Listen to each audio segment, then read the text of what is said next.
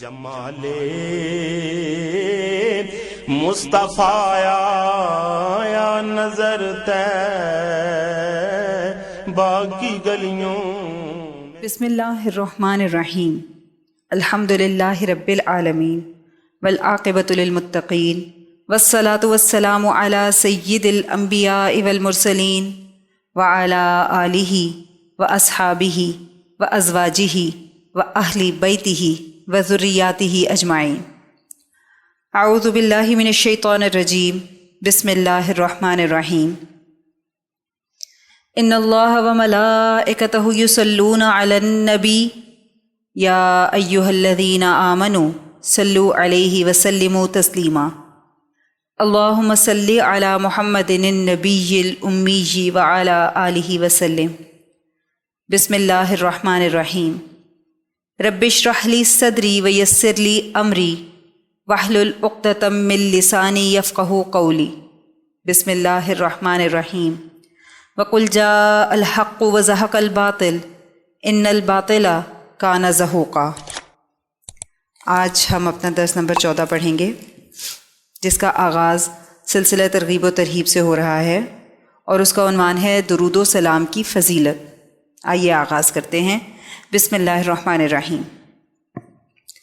اللہ سبحانہ و تعالی نے قرآن پاک پہ کئی احکام نازل فرمائے، لیکن کسی حکم کی نسبت اپنی طرف نہیں فرمائی سوائے درود شریف کا حکم. یہ واحد حکم ہے کہ اللہ سبحانہ و تعالی نے اس کی نسبت اپنی طرف سب سے پہلے فرمائی، پھر فرشتوں، پھر انسانوں اور پھر جنوں کی طرف. آپ صلی اللہ علیہ وسلم ہمارے درود شریف پڑھنے سے بہت خوش ہوتے ہیں. مفہوم حدیث ہے، حضرت انس رضی اللہ تعالی عنہ سے روایت ہے کہ ایک مرتبہ آپ صلی اللہ علیہ وسلم اپنے حجرے مبارک سے باہر تشریف لائے تو چہرہ مبارک پر خوشی کے آثار تھے. ہم نے عرض کیا، یا رسول اللہ صلی اللہ علیہ وسلم، ہمارے ماں باپ آپ پر قربان، ایسی کیا بات ہے کہ آپ اتنا خوش ہیں؟ تو حضور صلی اللہ علیہ وسلم نے ارشاد فرمایا کہ جبرائیل امین نے مجھے بتایا کہ میرا کوئی امتی اگر مجھ پر ایک مرتبہ درود پڑھے گا تو اللہ تعالیٰ اس کے 10 گناہ معاف کر دیں گے، 10 نیکیاں عطا کر دیں گے اور 10 درجات بلند کریں گے، 10 رحمتیں نازل فرمائیں گے. اس وجہ سے میں اتنا خوش ہوں. معلوم ہوا کہ جب امتی درود پڑھتا ہے تو آپ صلی اللہ علیہ وسلم خوش ہوتے ہیں. ایک طرف تو حکم ربی پورا کرنے کی فضیلت، اور دوسری طرف حضور پاک صلی اللہ علیہ وسلم کی ہم پر توجہ اور رحمتوں کا نزول. یہ چند الفاظ اگر ہم اپنی زبان سے ادا کرتے ہیں تو اتنا مقبول کیوں؟ کیونکہ نسبت آپ صلی اللہ علیہ وسلم کی طرف ہو رہی ہے. واقعہ بیان کیا. اس کے بعد ایک بزرگ جنگل کی طرف جا رہے تھے. لوگوں نے انہیں روکا کہ جنگل میں بہت خطرناک جانور ہیں. انہوں نے فرمایا، میرا اللہ میرے ساتھ ہے. صبح ہوئی تو لوگ اس خیال سے جنگل کی طرف گئے کہ ان کی لاش کے بچے ہوئے ٹکڑے ہی لے آئیں، کیونکہ جنگل میں خونی جانور کے ساتھ حشرات الارض بھی بہت تھے. قریب پہنچ کر دیکھا کہ وہ بزرگ عبادت میں مشغول ہیں. ان کو واپس لا کر دریافت کیا کہ کیا معاملہ ہے. بزرگ فرمانے لگے کہ میں نے یہ حدیث مبارکہ سن رکھی ہے کہ جو کوئی ایک مرتبہ درود پڑھتا ہے اس پر 10 رحمتیں نازل ہوتی ہیں. تو جس پر 10 رحمتیں نازل ہوتی ہوں اس کو کوئی کیا نقصان پہنچائے گا. میں درود پاک پڑھ کر سو گیا. الحمدللہ آپ کے سامنے ہوں. پھر ہے ماقبل سے ربط. جو صحابہ رضی اللہ عنہم ایمان لے آتے وہ بھی آپ صلی اللہ علیہ وسلم کے ساتھ دعوت و تبلیغ میں مصروف ہو جاتے. توحید کا پیغام سنتے ہی قریش مکہ غضبناک ہو جاتے اور طرح طرح کی تکالیف پہنچاتے. اسی اثناء میں سیدنا حمزہ رضی اللہ تعالی عنہ کے دل میں ایمان کی روشنی پیدا ہوئی اور انہوں نے اسلام قبول کر لیا. اشاعت اسلام پر کفار کی تدبیریں ہماری نیکسٹ ہیڈنگ ہے. سرداران قریش اکٹھے ہوئے اور آپ صلی اللہ علیہ وسلم کے پاس حاضر ہوئے اور کہنے لگے کہ ہم آپ سے کچھ بات کرنا چاہتے ہیں۔ کہنے لگے آپ نے جو یہ نیا دین پیش کیا ہے اس کے متعلق ہم نے اپنے آباء و اجداد سے نہیں سنا، آپ نے تو سارے دین کو ہی الٹ کے رکھ دیا ہے۔ آپ ہمیں بتائیں آپ کو کہیں کوئی تکلیف تو نہیں، آپ پر کسی جن کا اثر تو نہیں؟ اگر ایسا ہے تو ہم آپ کو فلاں آدمی کے پاس لے جاتے ہیں، آپ کا علاج کرواتے ہیں۔ اور دوسری بات یہ ہے کہ اگر آپ چاہتے ہیں کہ میں کوئی نئی بات پیدا کر کے شہرت حاصل کروں اور مکہ کا لیڈر بن جاؤں تو ہم آپ کے غلام بننے کے لیے تیار ہیں۔ تیسری بات یہ ہے کہ اگر آپ کسی بڑے گھر میں شادی کرنا چاہتے ہیں تو صرف آپ اشارہ کریں، مکہ کے بڑے خاندانوں کی لڑکیاں آپ پر قربان کر دیں گے۔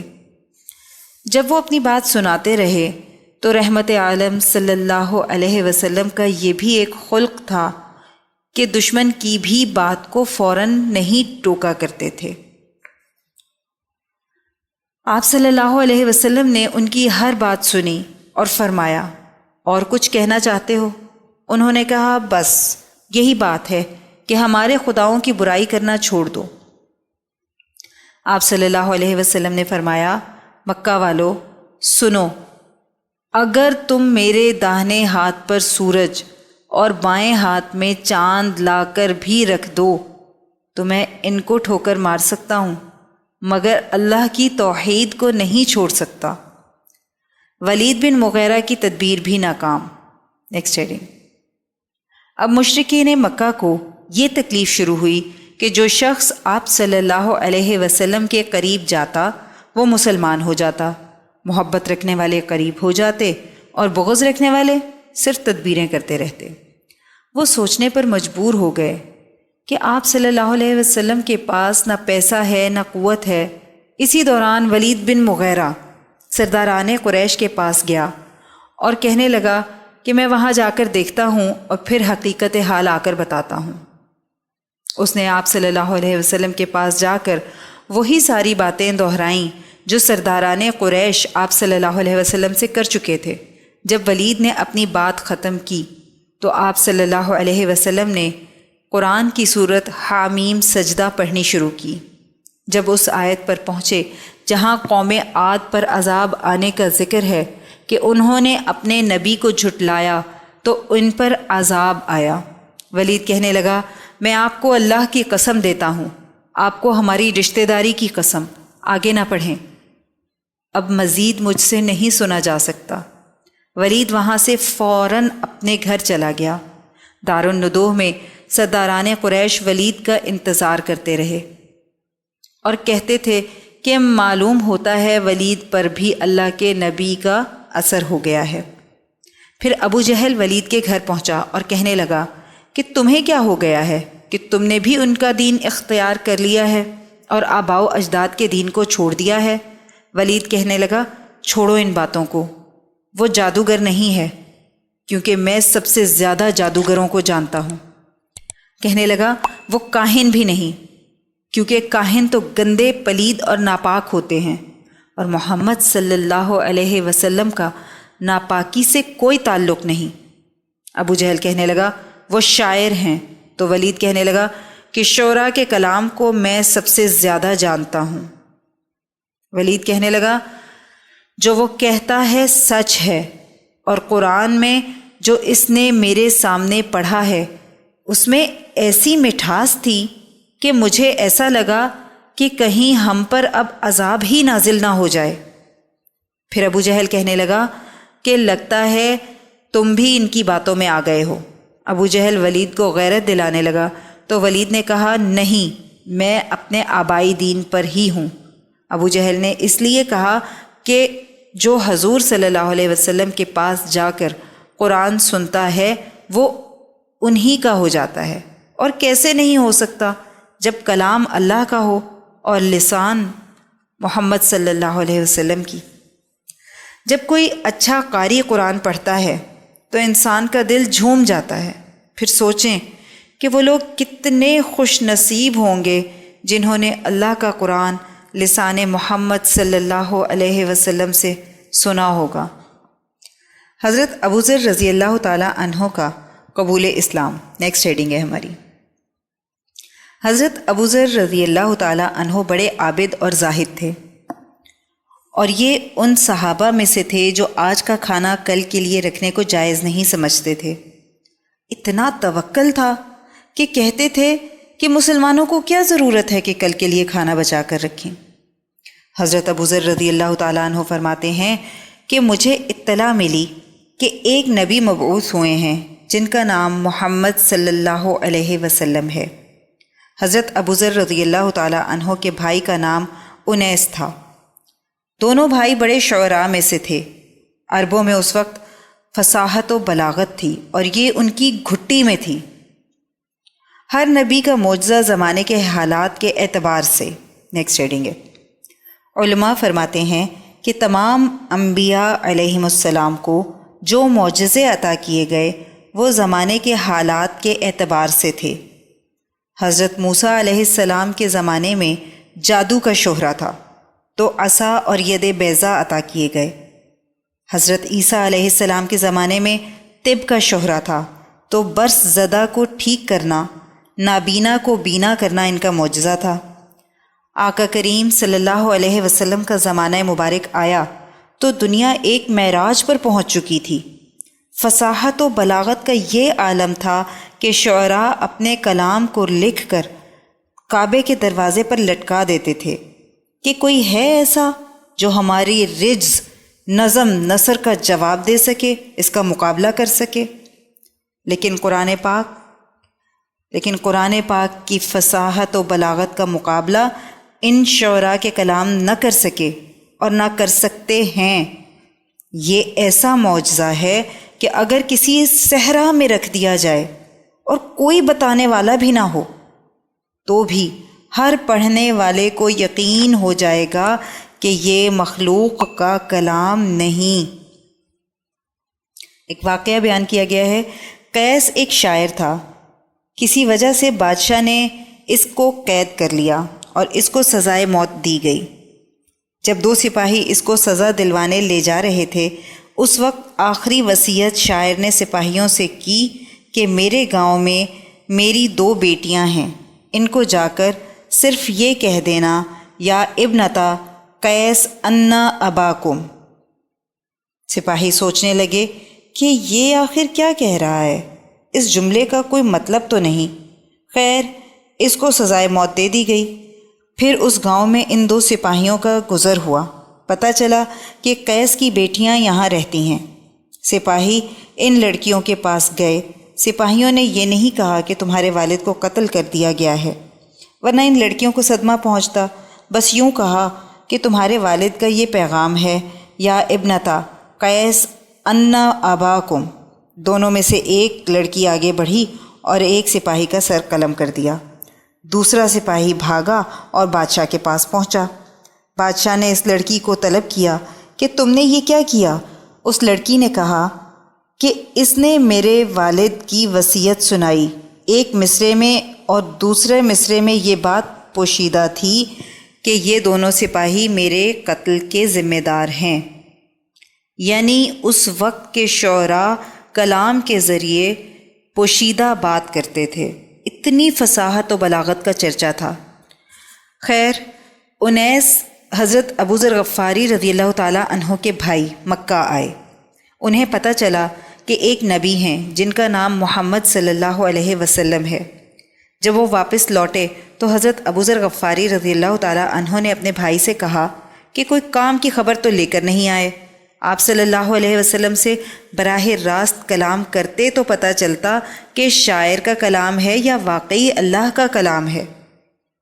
حضرت ابو ذر غفاری رضی اللہ تعالیٰ عنہ فرمانے لگے کہ لگتا ہے اب مجھے ہی جانا پڑے گا۔ حضرت ابو ذر غفاری رضی اللہ تعالیٰ عنہ فرماتے ہیں کہ جب میں مکہ آیا تو کوئی جان پہچان تو تھی نہیں۔ مکہ کا یہ عالم تھا کہ جو کوئی محمد صلی اللہ علیہ وسلم کا نام لیتا، مشرکین مکہ اس کو مار دیتے۔ کھانے کو کچھ نہیں تھا، صرف زمزم پر گزارا تھا۔ آخر تیسری رات کعبۃ اللہ میں بیٹھا ہوا تھا 2 بت جو کعبۃ اللہ کے قریب نصب تھے، 2 عورتیں ان کی پوجا کر رہی تھیں۔ میں نے ان سے کہا کہ تم ان کی عبادت کیوں کرتی ہو؟ یہ دونوں اصاف اور نائلہ وہ بت ہیں جنہوں نے بدکاری کی تھی، اور سزا کے طور پر اللہ نے ان کو بت بنا دیا۔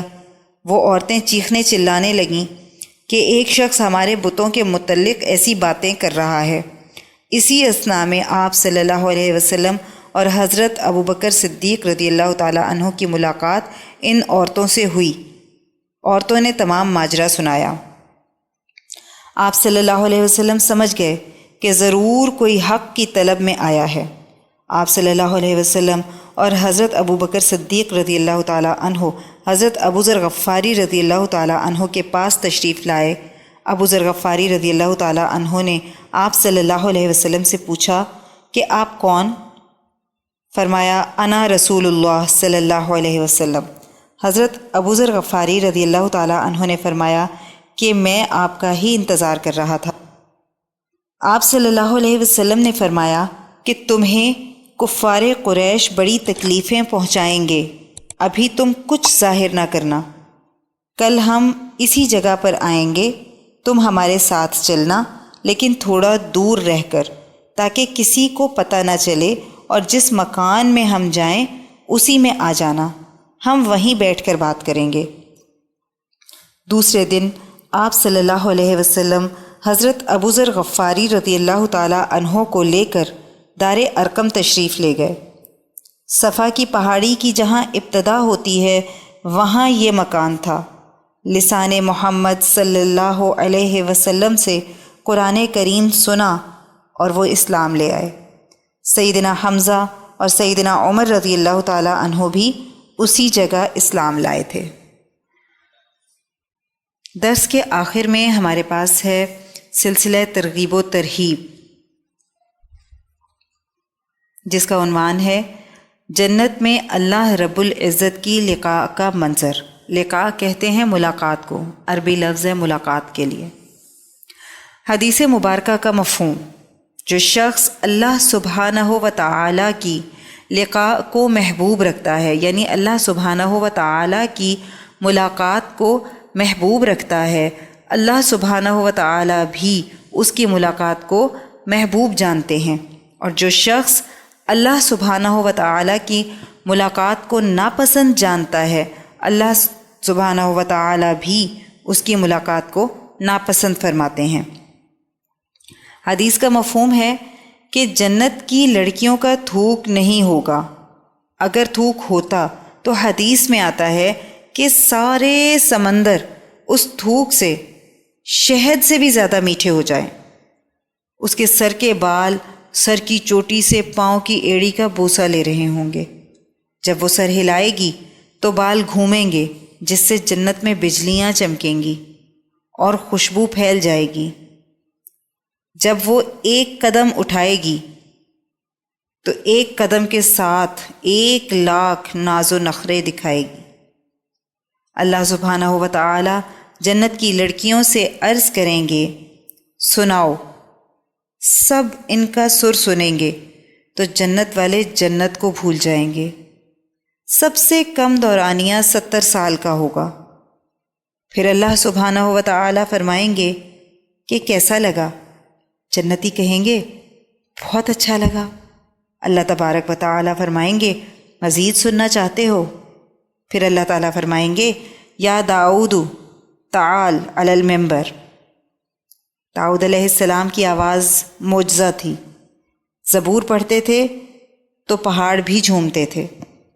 جب حضرت داؤد علیہ السلام سنائیں گے تو ایسا سما بن جائے گا کہ جنت بھی تھم جائے گی۔ پھر اللہ تبارک و تعالی فرمائیں گے کیسا لگا؟ جنتی کہیں گے بہت اچھا لگا۔ اللہ سبحانہ و تعالی فرمائیں گے مزید سننا چاہتے ہو؟ پھر فرمائیں گے یا حبیبی یا محمد صلی اللہ علیہ وسلم تعالی علی المنبر۔ آپ صلی اللہ علیہ وسلم سنائیں گے تو جنتی اپنے آپ کو بھول جائیں گے۔ اللہ تعالیٰ فرمائیں گے کیسا لگا؟ جنتی کہیں گے بہت اچھا۔ اللہ تعالیٰ فرمائیں گے مزید سننا چاہتے ہو؟ پھر فرمائیں گے یا رضوان، جنت کا داروغہ، آج میرے اور میرے بندوں کے درمیان پردے ہٹا دو۔ یہ آج مجھے اپنی آنکھوں سے دیکھیں گے اور اپنے کانوں سے سنیں گے۔ یہ وہ لوگ ہوں گے جنہوں نے آزمائشوں پر صبر کر کے اس مقام کو پا لیا ہے۔ جب وہ اللہ عز و جل کا جلوہ دیکھیں گے تو کیا علم ہوگا؟ بندے کہیں گے اللہ، ہمیں تو پتہ ہی نہ تھا کہ آپ ایسے ہیں۔ اللہ سبحانہ و تعالیٰ کے جلوے کا مشاہدہ کر رہے ہوں گے اور عرض کریں گے کہ اے اللہ، ہم صرف ایک سجدہ کرنا چاہتے ہیں، ہمیں سجدے کی اجازت دے دیں۔ دنیا میں بن دیکھے سجدہ کیا، آج دیکھ کر سجدہ کرنا چاہتے ہیں۔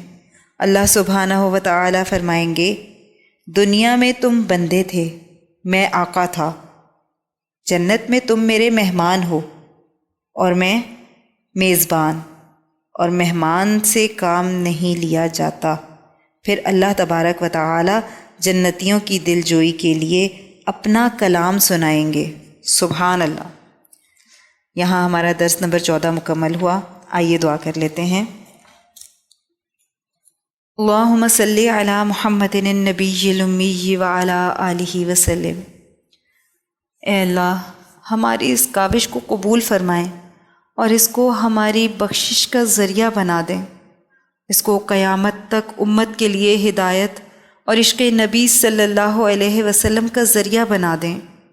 اے اللہ، جو کچھ پڑھا سنا اس کا ثواب نبی کریم صلی اللہ علیہ وسلم کی بارگاہ میں تحفتاً ہدیتاً نذرانتاً محبتاً عقیدتاً پیش کرتے ہیں، قبول و منظور فرما لیں۔ یا اللہ، نبی کریم صلی اللہ علیہ وسلم کی برکت سے اس کا ثواب تمام انبیاء کرام، خلفائے راشدین، امہات المؤمنین، اہل بیت اطہار، صحابہ کرام، صحابیات، بزرگان دین، اولیاء اللہ، شہداء، صدیقین، صالحین، مومنین، مومنات، مسلمین، مسلمات تمام کو پیش کرتے ہیں، قبول و منظور فرما لیجیے۔ اے اللہ، اس کا ثواب سلسلہ قاسمیہ عزیزیہ نقشبندیہ کے تمام بزرگان، بالخصوص شیخ الاولیاء حضرت مولانا مہر محمد صاحب رحمۃ اللہ علیہ، شیخ الحدیث حضرت مولانا عبدالحکیم صاحب رحمۃ اللہ علیہ، اور شیخ الاسلام حضرت مولانا محمد عبدالعلیم قاسمی صاحب رحمۃ اللہ علیہ کو پہنچا دیں اور ہمارے بزرگان کے درجات کو اور بھی زیادہ بلند فرما دیں۔ یا اللہ، ہمارے مرشد گرامی حضرت شیخ عزیز القاسمی حکیمی مہروی نقشبندی مجددی دامت برکاتہم العالیہ پر اپنا خاص فضل اور خانقاہ اور مدرسے پر اپنا خصوصی کرم فرما دیں اور انہیں امت کے لیے ہدایت و شفا کا ذریعہ بنا دیں۔ آمین بحرمت سید المرسلین صلی اللہ علیہ وسلم۔ سبحان ربک رب العزت عما یصفون وسلام علی المرسلین والحمد للہ رب العالمین۔ جدھر دیکھی اسی ماہ مبیں کی چاندنی دے